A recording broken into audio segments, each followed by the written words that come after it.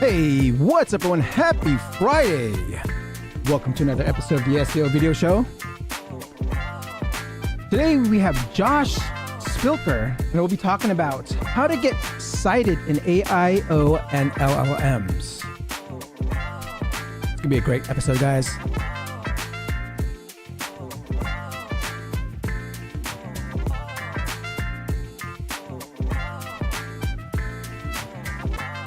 You guys are looking into an enterprise AIO platform, check out Profound at tryprofound.com. Tryprofound.com. The link is in the live chat and in the description below.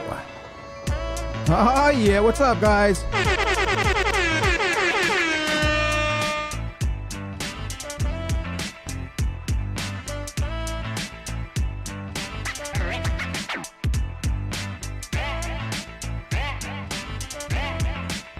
See if you be out there. Don't be shy. Say hi in the live chat. Let me know where you're watching from. Kenneth, happy Friday, everyone.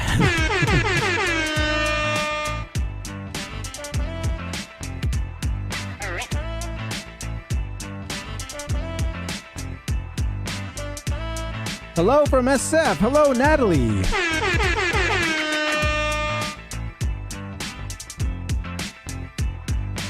If you're just tuning in, we have Josh Spilker, and we'll be talking about how to get cited in AIO and LLMs today.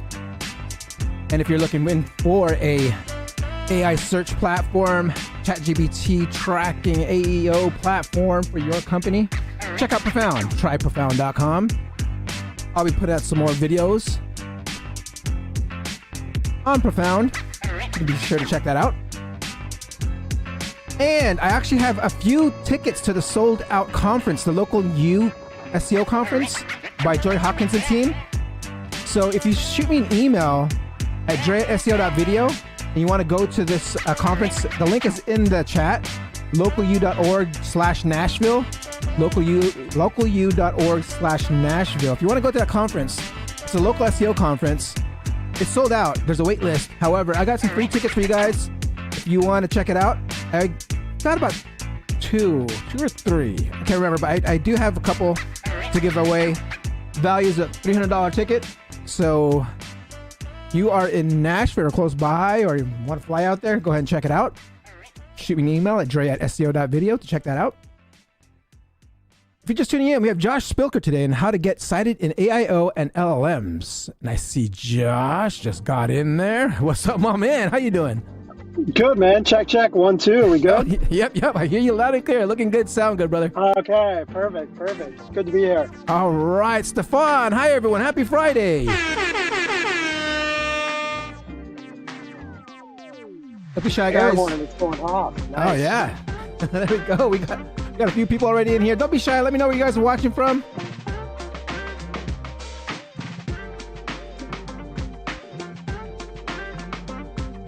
Where are you calling in from? I'm in New York City. Where are you? Oh, okay. I'm here in the Bay Area, something like Napa Valley area, Bay Area, San Francisco. I'm all over the place in the Bay Area. So were you? Because I was reading when I was putting together your bio. You said I thought you were from Nashville, or were you from Nashville? Yeah, I've spent a lot of time in Nashville. I'm a new New Yorker. I've been here about 2 years. Ah, there you go. Carol Fry, hello from Seattle, Washington. Hello, Carol.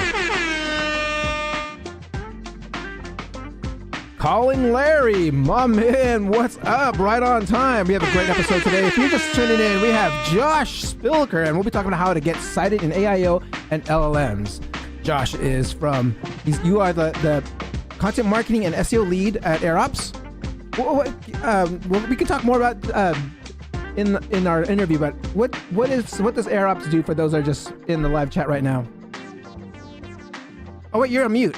I can't hear you. Perfect. AirOps is a content marketing operations platform and for content workflows, and we have some new LLM visibility features coming out here very soon as well that we're stoked. Nice. We'd love to learn more about it in our interview later on, coming up in about less than 6 minutes and 45 seconds to go. So be sure to get your pencils Do people still use pencils? I know you're a writer. You're a writer. Yeah, so yeah. I'll recommend some pencils here off the top. Blackwing Eras, really good. Oh, there you go. Super sharp. They have like square erasers. Everyone go out and buy some. Oh man, I can't remember. I mean, I do have pencils though. I mean, I've been using markers on my whiteboard, but I can't remember when I actually used it.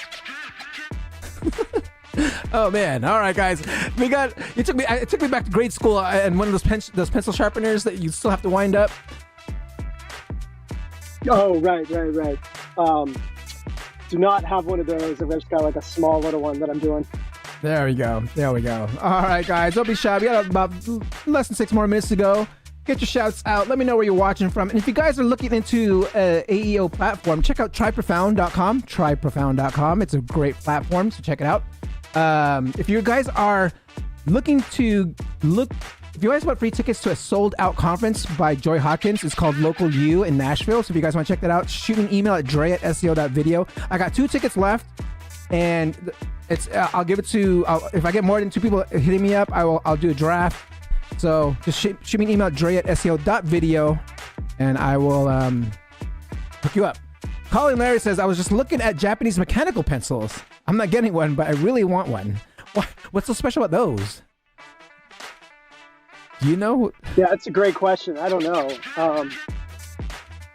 Are they shaped differently or something? I think I've seen these around. You know, New York City has everything. Like you just walk into these like stationery stores. There's all these different type of stores from all over the world. So I think I have seen a few of those. Oh yeah, there we go. All right, this is Emily. Dre, it's kind of smaller. Dre, love what you do. Keep it coming. Can you get a couple of episodes to talk about Google Merchant Center, organic shopping? You know what? I've never had that done before. I don't think I know. I need to find do you know a Google Merchant shopping expert I can talk to? I'm trying to think. I can't. There's no one that comes out of my top of my head. E-commerce is not my strength. I'll just throw that out there. Yeah, mine too. Or is that local business? See, I don't even know. Well, organic shopping, I guess, yeah, it's more of like e-commerce. I did one for my cousin at one point, but it was, I mean, it was just me knowing just how it worked the UI. So, yeah, I'll look for one, Emily. Thank you for the suggestion. That is great, a great topic to talk about. I don't think I've actually featured an episode on organic shopping, so I'd love to do that. Brody Clark. I've actually invited Brody Clark over. I'll let it sit there. So, hey, you know what's funny? I remember I was looking at when I messaged you. I remember it was exactly almost 5 years ago since I first messaged you, and it was just to invite you to connect with you and actually invite you to watch the show. And now 5 years later, you're here. Actually, on my 5-year anniversary month, you're a guest. Wow, things do come around. I mean, 5 years ago, that was like a very weird time for everybody. I think that's safe to say, right? Yeah. I mean, So. Yeah, I mean that's why I started the show too. It was just because I was stuck at home. I was like, I want to talk to people. So yeah, let's get some connection going. All right, guys, I see a bunch of you out there. Don't be shy, say hi in the live chat. And if you guys want to don't forget to check out my new AIO platform. After this episode, I'll be putting Josh's tactics and insights into the AIO.so platform, the AIO.so. Check it out. It's a free learning knowledge base of all AIO tactics that are out there. So check that out. You're Ernesto. Yo. What's up, Ernesto?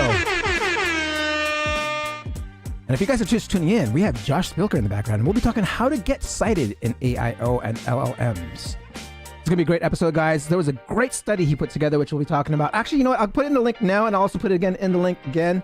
It's about the AIO scorecard report. It's definitely worth the read. Let me put it in the live chat here.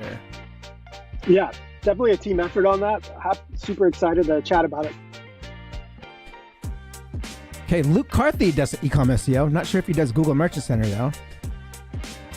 And I know a lot of e-com SEOs, but not necessarily just that Google Merchant Center and organic shopping. That's an interesting one though. So check it out. You can't click the screen, but you can click it on the live chat. Check it out. Bookmark that real quick because we'll be chatting about it a little bit in the live episode. We've got less than 2 more minutes to go. If you are in the live chat, don't let me know. Don't forget to say hi. Let me know where you're watching from.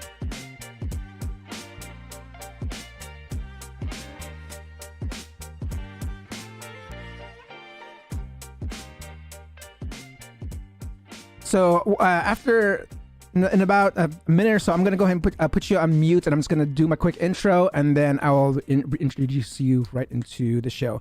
I usually do like these reaction videos in the very beginning, but I haven't had time to do those anymore. And it's all about the guests anyways. So there you go. I'll talk to you in about a minute. All right. If you guys are just tuning in, we have Josh Spilker, and we'll be talking how to get cited in AIO and LLMs. Be sure to get your notes ready the way you want to take notes, whether it's a pencil, pen, or on Google Docs. Get it ready. Or you can always just rewatch this and look at the transcript and put in AI and then analyze it for you and take out all the tips. So, guys, we're about 30 seconds to go, so I'll see you guys on the other side.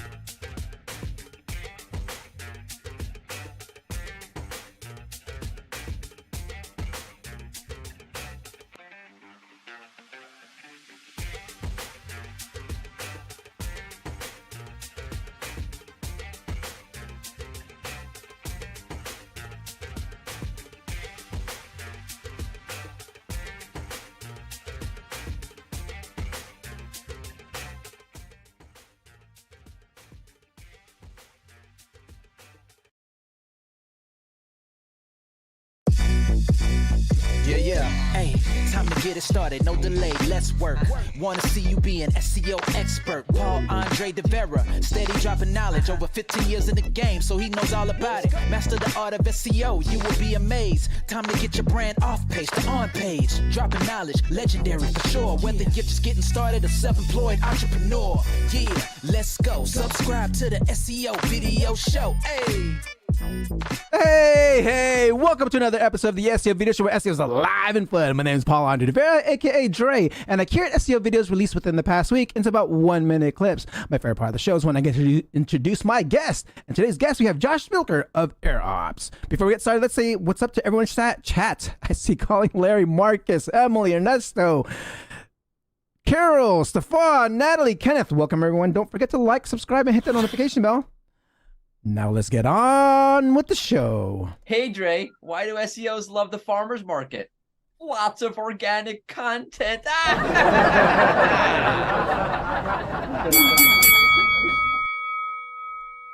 Josh has been a writer and marketer for over a decade. He previously led the content in SEO at ClickUp and TopTal, and he's currently the head of content at SEO at AirOps. He is the host of the Growth Leader webinar series, and he's the author of the State of Content Team. Please welcome Josh Spilker.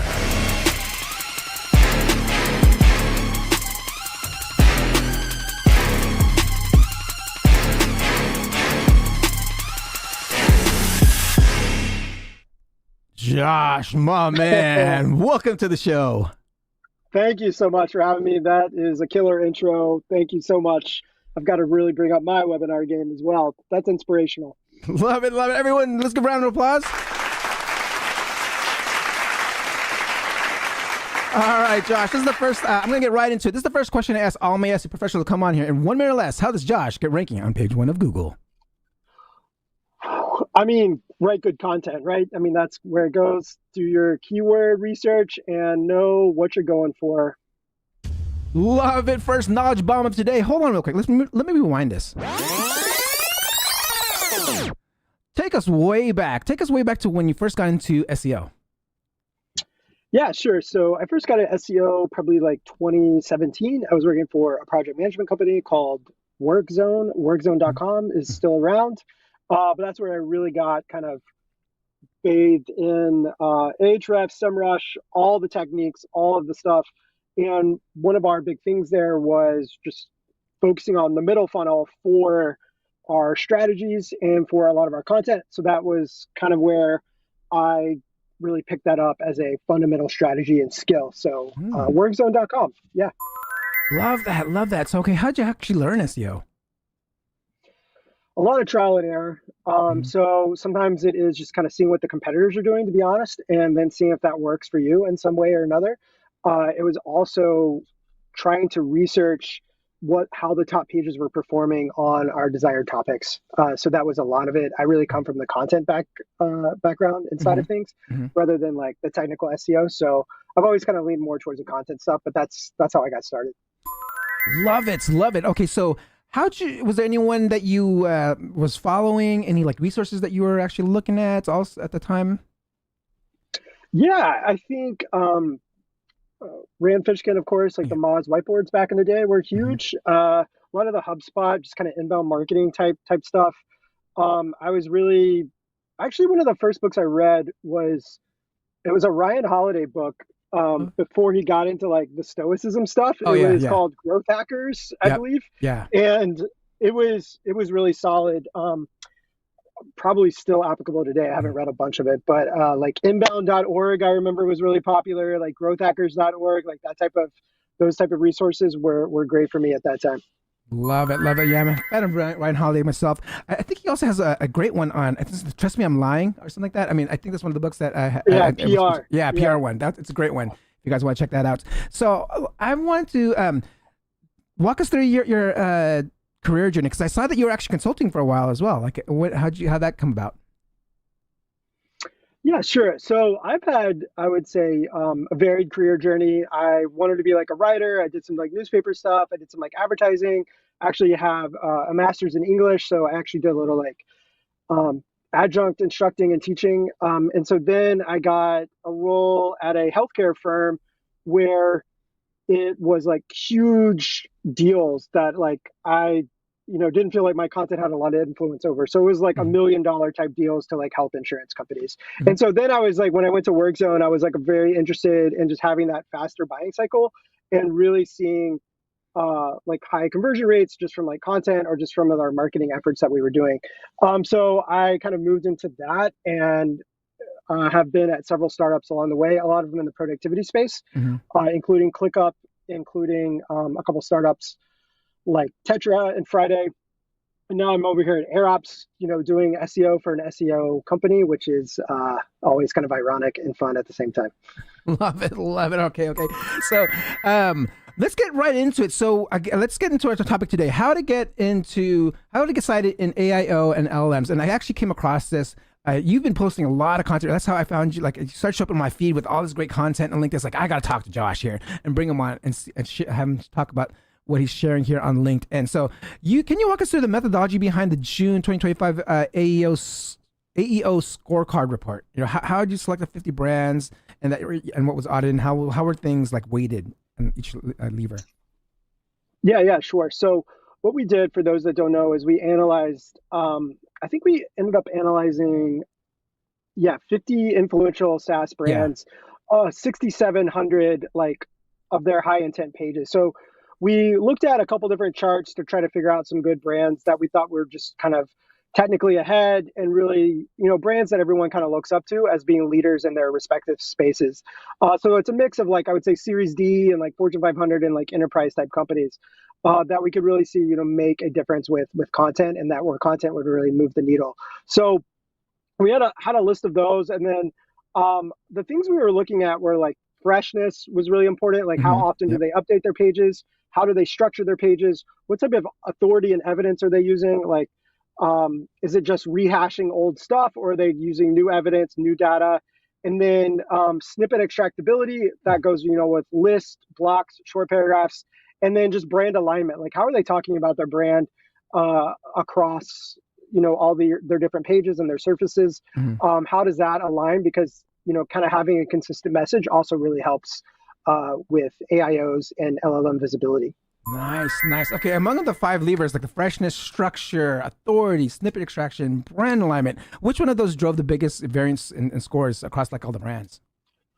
Yeah, I believe that freshness had the highest impact. And so we looked at Shopify and a couple other ones, and we realized that brands that refresh their pages like essentially once a quarter, or kind of have that cadence and that rhythm and refresh them often, have been scoring higher in LLMs. And we're doing some more research around that, because it also does depend on your industry. It depends on your topic, but it seems like a lot of these like SaaS brands in particular, that seems to be a key for success.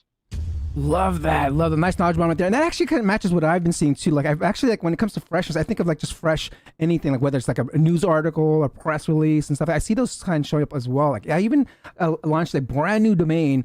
I don't know, maybe it wasn't because it was a new domain, it started getting pulled into AI, the AIOs. So I was like, that's a really, really good one. And it kind of matches what I'm seeing as well. So that's good. I mean, I'm curious, like, what's the second one? There was another one right below that?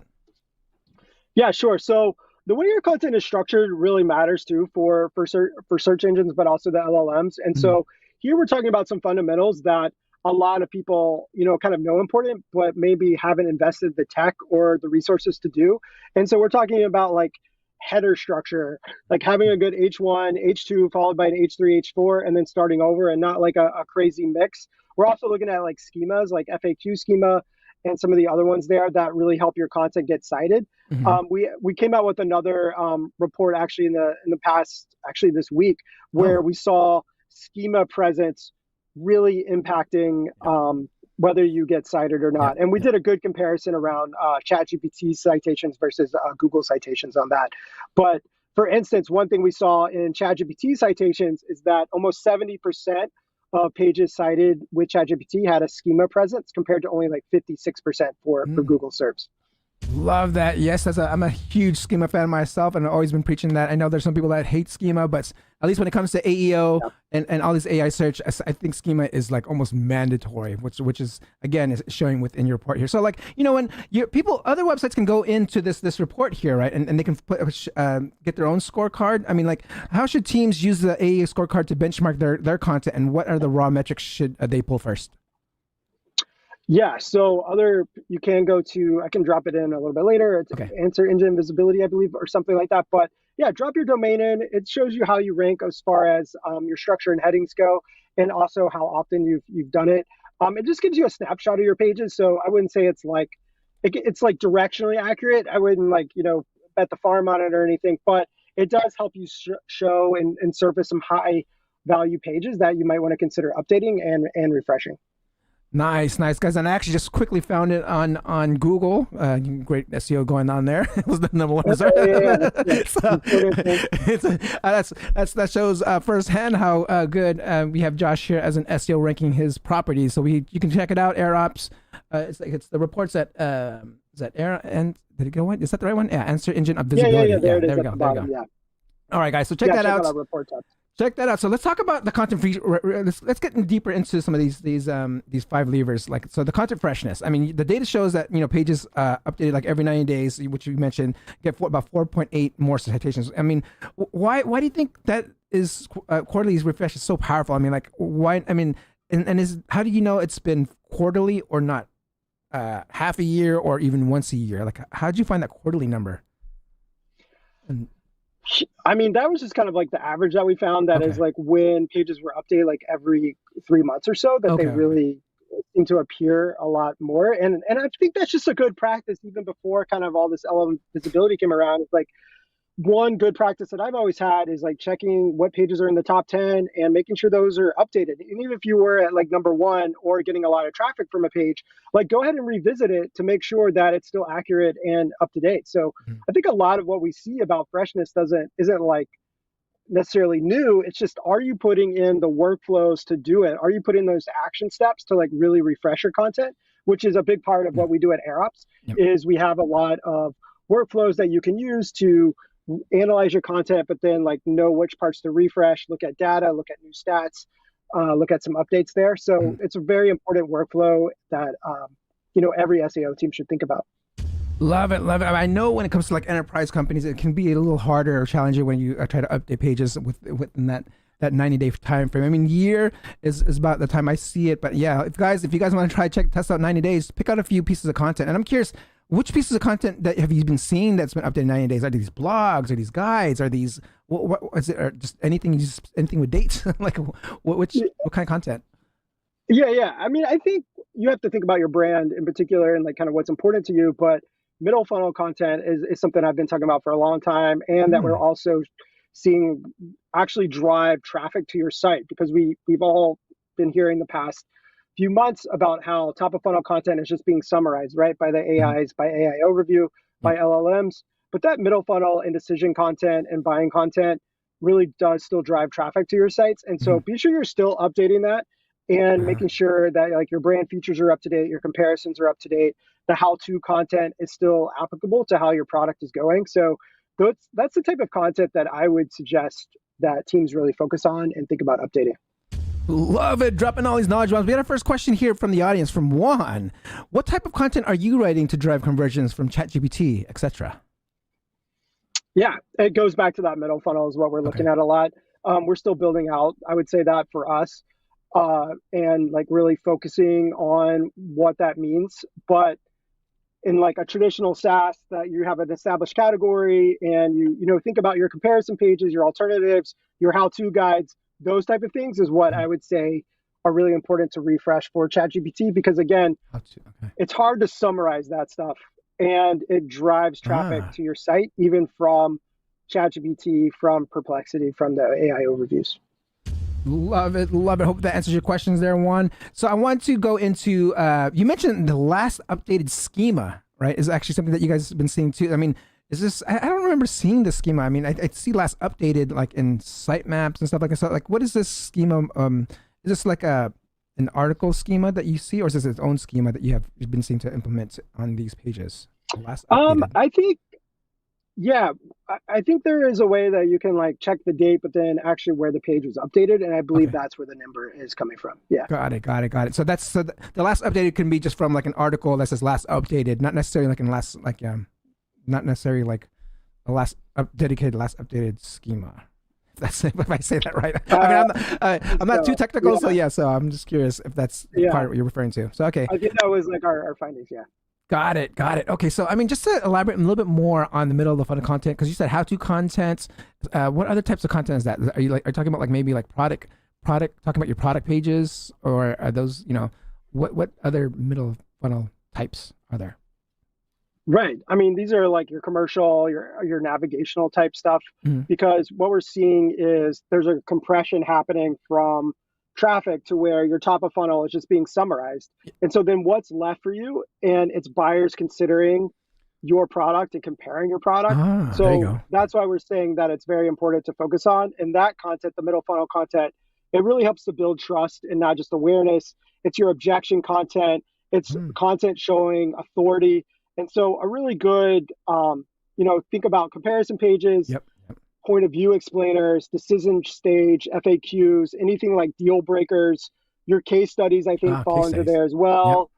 The old school, I was, talking about HubSpot earlier, is like kind of those buyer guides, those evaluation guides. That's been around for a lot of time. And then, risk mitigation content is just kind of like, think about your current buyer or your current user. What are they thinking about jumping to? What are they thinking about going to instead? And so how do you kind of head them off before you get there? And so I think that's around some of the middle funnel. I mean, that could be like bottom funnel too.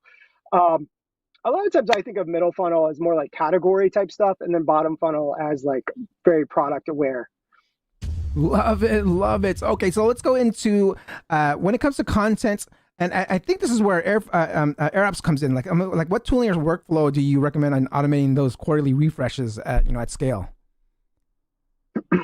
Yeah, so AirOps is a really unique product for SEOs because it combines a lot of some of the functionality that we might have been used to in Zapier or something like that, where you can like stitch all these different parts together. And then the AirOps content workflows kind of takes that mindset of steps and brings it to the LLM capabilities. And so one really good thing I like to think about with AirOps is a content refresh. And so what it can do is it'll analyze your page, and then you can build workflows to help set up that analysis, but then also set up prompting and other tools to help refresh that. And so then we have a couple like comparison tools as well. So it'll ping the LLMs to see what needs to be updated and what content, what new data might be there that you can then bring in. But the nice thing too is like you can even bring in information from like say sales calls or something like that, where you load it into your knowledge base and you can have the documents that you want to be into your post. AirOps can help, or you want the information there. AirOps can help take that information and then put it into your post, for example. So content refresh is a really good example for AirOps. Excellent. I didn't know that. That's interesting. That's a very interesting tool right there, a use case of it. Because I didn't. I mean, obviously, I didn't know what what AirOps does until that's why I'm learning it now. So, but yeah, that's pretty interesting. Sure. Yeah, that's pretty interesting. I love that. So let's talk about structure and schema. Let's get a little bit deeper into that. You said like in why rankings on page 1 isn't enough. I believe that's like one of the articles that was written, right? So, or you found pages that like 3+ schema types were 13% more likely to earn citations. How can teams audit and fill schema gaps across like hundreds of URLs? Yeah, I mean, great question. Is first you just have to see if your pages do have schema, right? And make sure that they are kind of set up appropriately. And you can do some checks on that, because what we're seeing is that, the pages with rich schema, with FAQ schema, they are more than twice as common in some than pages without. And that includes, even if your page is already ranking for number 1 on Google, that doesn't necessarily mean it'll get ranked in ChatGPT also. But we're seeing that schema is really helping those type of pages, and FAQ blocks really help your pages get cited on ChatGPT. So even if your pages already are getting cited in Google or getting shown on Google, that doesn't necessarily mean that they will be on ChatGPT as well. And so schema is one of those differentiators that really helps you push you over the edge for ChatGPT visibility. Love that. And which schema types are the ones that are working really well? I mean, offers the highest lift that you've seen when this AI extractability, and like, in what order should they be implemented? Like article schema, FAQ schema, Yeah, we're seeing a lot around FAQ page schema, and QA page schema is a really good one. Those seem to be working really well right now. And then beyond that too, it's your heading structure. Again, we saw some stats around that. Sequential heading structure was featured more in ChatGPT than in Google SERPs. So maybe you could have gotten away with some poor heading structure in Google, but you can't do that anymore with ChatGPT. So that's another factor, I would say. And then another one to think about as far as just your page structure goes is numbered list. So we saw a remarkable difference in ChatGPT citing pages with lists compared to Google SERPs. So we're talking about like 78% to around 28, 30%. Pages with those organized lists are a lot more likely to be cited in AI search. And so that is another tip to remember. Make maybe more bullet point lists than you're used to doing there. Love that. So is there a difference between the bulleted ones and the numbered ones, or are they the same? That is a great question. We did separate those out, and we did see that bullet points are also very prevalent in ChatGPT. But they're also very prevalent in Google SERPs as well. So both of those really like bullet points. And so that's a good thing to remember too. Got it. Love that. Okay, so let's talk more about formats. Let's say like so we want to go into can you share a quick like about reformatting long paragraphs into like concise list items, or like little smaller paragraphs? I mean, can you kind of talk about, like, I know like a lot of people are just doing like chunks now, like chunks of different paragraphs. What are you seeing there?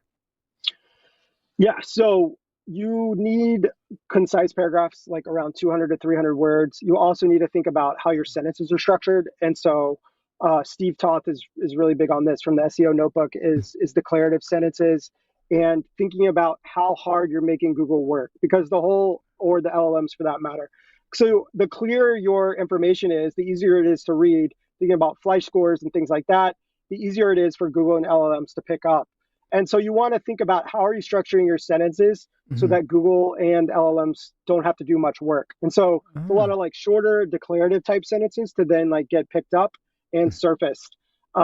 So some of us with literary backgrounds might have to like edit and revise our content quite a bit to make sure that it kind of fits in for that extractability and that snippability. But to all my writers out there, just always remember like who your audience is and who you're writing for. I like to say that different content has different jobs. So some content is, you mean it for search, you mean it to be updated and to be picked up by LLMs. Other content, you might just, it might just be for social or your newsletter or whatever. And of course, you're going to format that differently.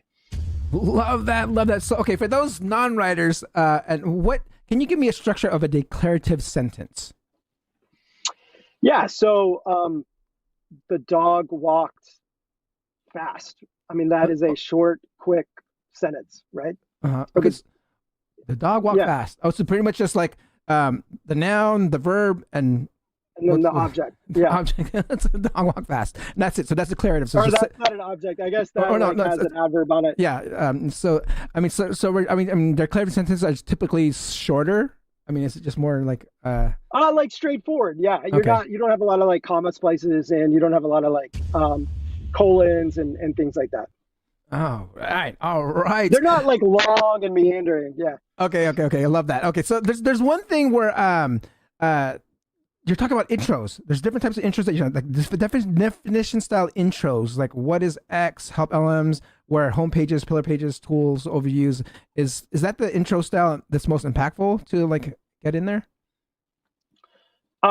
Yeah, I mean, explaining what you have up front is always important. Okay. And I would say even putting those bullet points up front is also important. Like we've been running a lot of like TLDRs, like key takeaways at the top of the articles.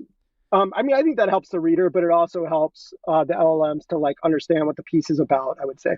Love that. I've been actually incorporating more of the key takeaways in all my pieces of content, and now for all my clients, I've been recommending that a lot more. And it's been working. So I know that's something that's very, very strong. So be sure to check that out. So what's interesting was that was kind of a tactic to also get into like snippets, right? So I feel like whatever you were optimizing for snippets is a great way to get into LLMs and AIO and stuff like that.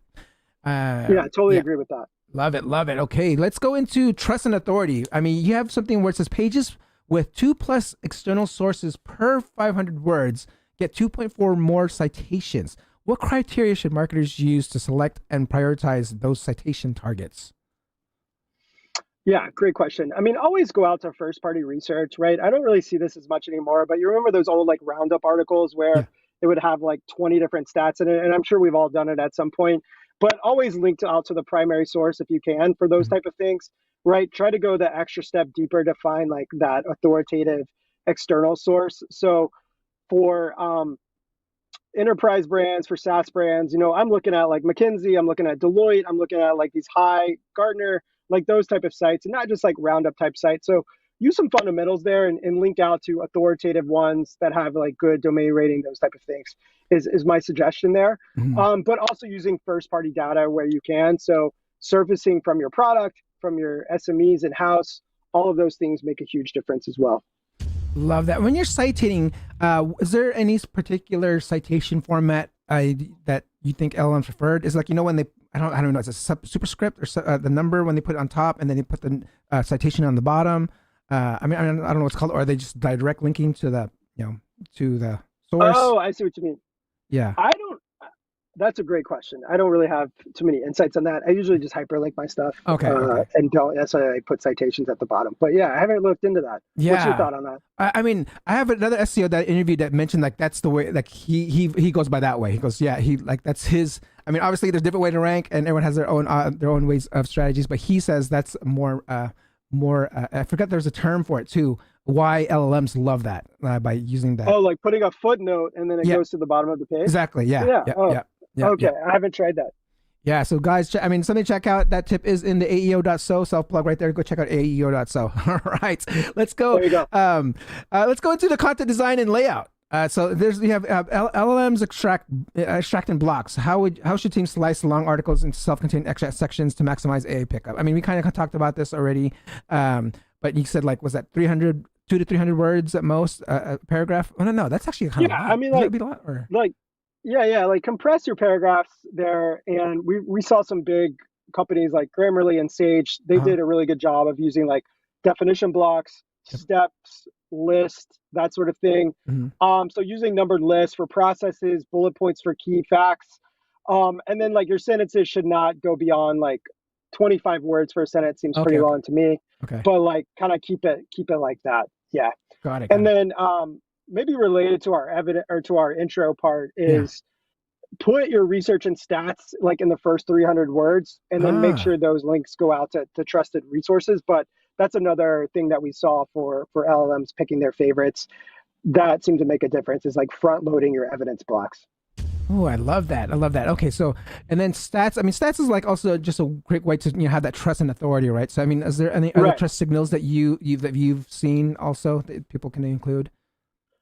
I mean, yeah, I mean, having a byline from an expert, Ah, there we go. it might take you, I don't think that's anything new for long-time SEOs, but like having topics that you write about frequently is helpful. And so if you're looking for freelancers, make sure they're not like skipping around to a bunch of different topics, but then Mhm. also establishing your in-house people uh, as subject matter experts is a good way to do that. And then personally, I like to quote from experts in the field. So if they're not necessarily at my company or don't have time to write a guest post, just call them on the phone, message them on LinkedIn, send them an email, um, and see if they'll contribute to your post.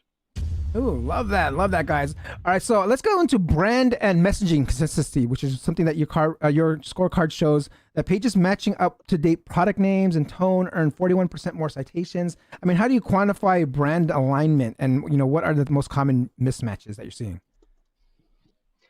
This is just being consistent in how you're talking about your brand. Okay. And we all know that LLMs are summarizing from multiple pages, not just one page. So if we think about the traditional Google search, it was like this one keyword that you're going for. Of course, you have all your secondary keywords, but you're really like focused on the page level to help that page rank, right? Okay. But LLMs are pulling from like multiple sources to maybe give you an answer, even about your brand. And so you want your brand to be consistently described Mhm. across like several of your pages and especially on your key pages. And a lot of kind of fun anecdotal stuff has come out about this recently. Like I think Rand Fishkin did a LinkedIn post about how he like described himself or described his company Mhm. like in the same way across several key pages. Uh-huh. And so like that's kind of what we're talking about here is Uh, a lot of your pages need to say the same thing about your brand. So mhm. then the LLMs are like more likely to summarize it compared to just focusing on like one page. And so it is expanding out to Oh. that uh, topic cluster, maybe even the query fan Yep. out. I'm not an Yep. expert on that, but Uh-huh. just like that idea of several pieces to make an answer is Mhm. is really what I would think about. Oh, I love that. That actually validates a lot of what I'm doing now when I'm creating product paragraphs like boilerplates that will go into different types of content that's actually going back to promoting an actual product. So I feel like some similar strategy like this will keep things consistent. If you have that one boilerplate that all writers can look at and making sure that that product matches matches the product and the article, all the articles in the same, it would all get pulled in just for that product, if that makes sense. Yes, Yeah, yes. I've definitely done that in the past where I've had like my product description, my yeah. short, my long product description, just copy and paste. And then Uh, one thing that I always try to think about, especially at previous roles, was just like, how does this company help? How does my brand help with this topic that I'm yeah, talking yeah. about? That's exactly And what I then did. like summarizing my article with that Mhm. to then add to that consistency Yep. because you're trying to give the LLM like multiple signals about who your brand is. And so having that consistently across like multiple blog posts, multiple pages is a great way to go. So I love your Yep. your tip there. Love it, guys. Yes, yes. That's something that's I feel like felt strongly about even before this. I think that's kind of more of just user experience, right? Mhm. Because you have this great generic piece. Well, I won't say generic, but you're targeting a non-brand keyword, right? And it just about a subject, and then you want to actually tie it in to the company that you're working with. So like, hey, here's Right. a kind of your call to action paragraph, right? Or your call to action just to go, and that can be consistent all around. So I'm curious now. I mean, for those teams that have limited bandwidth, I mean, how would you prioritize like the investments either through those five different levers to achieve the fastest ROI into these answer engines? Yeah, well, we saw content refresh as like There we go. having the highest signal. So I would definitely say that that is one thing to do. And that's always been a manual process for SEOs for sure. And Mm-hmm. so AirOps really helps you build out that action layer, those workflows to Mm-hmm. really take off some of that manual work. So ChatGPT is great for like trying to do a couple one-offs here and there, but AirOps gives you like we call it the grid, but it's like a spreadsheet type experience to where you Mm-hmm. can list multiple URLs, run the same workflow against those URLs, but then pull in different information to help update those specific pages. Mm-hmm. And so that's a really easy way to start and has a very high impact, especially if you have hundreds, thousands of pages that you need to update. Love that, guys. And I'm close to the end of my my questions here. So if you guys have any questions in the live chat, please ask them in the live chat, and I'll address them in the order that they are received. So tell me more about AirOps. I mean, what else can it do to help us within the workflow, SEO, and in AIO? Like, what are some of the key features that you think that, I mean, like me not knowing it off the bat just now, like what should I know about it? Yeah, so we're all about we're all about creating content workflows to help you create content for humans and agents, and to create that authoritative content. And so we have, again, like these workflows that you can build. Think about a Zapier type experience to where you can stitch together, say, your article topic, what you need your job to be done there, if it's refreshing content, if it's creating an internal content brief, if it's helping with internal linking. And then you can like update all of your internal links in like one sweep. You can create briefs at one time for like multiple topics, multiple keywords for that instance. And so a lot of content and SEO teams are seeing that once you start creating this content, you're saving not only a lot of time, but you're also creating content with precision that converts to revenue. And so it's been really phenomenal to see how teams like Webflow and Descript have used AirOps to really expand and grow their organic search presence, not only on Google, but also in LLMs by using a lot of these workflows. All right. So I feel like I was actually just looking at your pricing page here, and you actually have a tier for like that's for free, $0 a month, and to check it out. I mean, I'm actually gonna check it out because I mean, what you've been describing actually sounds really, really interesting, and I can see so many use cases that can help me build like some crazy stuff. So I'm like, guys, awesome. Check it out, airops.com, guys, airops.com. There is a solo free version for one user here, and they have templates and stuff like that. So, I mean, I'm curious. I mean, it says here, you have after one user, one template, 100 tasks. I mean, then the next, you just have to like talk to sales. Okay. So there's no just an tier just to upgrade what you have as a solo person. Once you get started, there's some ways to upgrade, but yeah, we're really trying to help like agencies and also enterprise brands really take advantage of it. So yeah, I mean, talking to our experts at AirOps will really help you get the most value out of it. Love it. Okay, guys, I didn't see any questions come in the live chat. So this is the last question I asked all my SEO professionals to come on here. If someone wants to get into the SEO industry, become an SEO professional themselves, what would your advice be to them?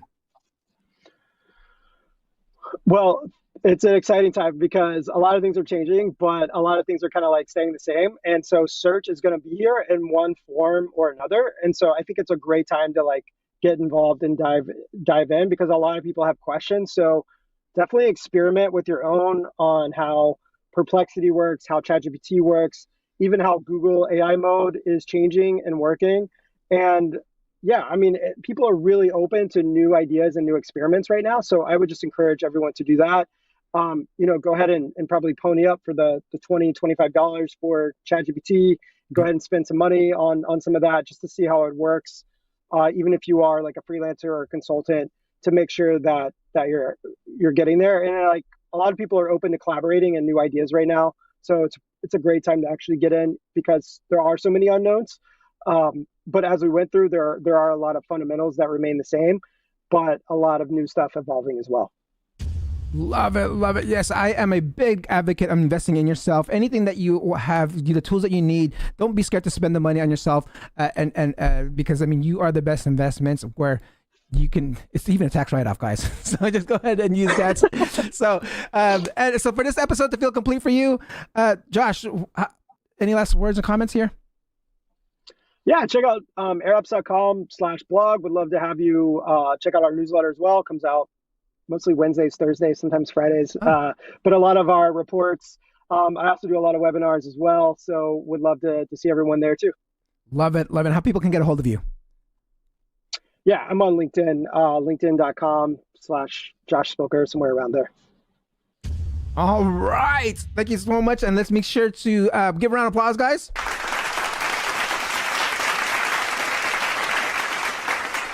All right, Josh, can you hold on for one quick second? Can you hold on before I sign off? Yeah. Hold on. Okay. All right, guys, that concludes another episode of the SEO Video Show. Don't forget to like, subscribe, and hit that notification bell. And don't forget to visit a new sponsor, Profound. It's an enterprise AIO platform. Go to tryprofound.com. Check that out. And if you guys want free tickets to the Local U Nashville local SEO conference by Joey Hawkins and team. Shoot me an email, dre@seo.video. Tickets are $300 a piece. However, they are sold out. And I do have two spaces to give away to check it out. So if you want to book your flights and get ready, shoot me an email as soon as possible. All right? Well, next time, I'll see you guys next week. Peace out. Thank you for watching. Hope you come back next week. Make sure to subscribe. You don't want to miss a thing. Hope you learn something new, because the vibe is incredible. From the special SEO professionals, SEO video show. Let's work. Want to see you be an SEO expert. Paul Andre de Vera helping you step it up. No delay right now. Time to level up. Hey, thank you so much for watching. Make sure to subscribe. Woo!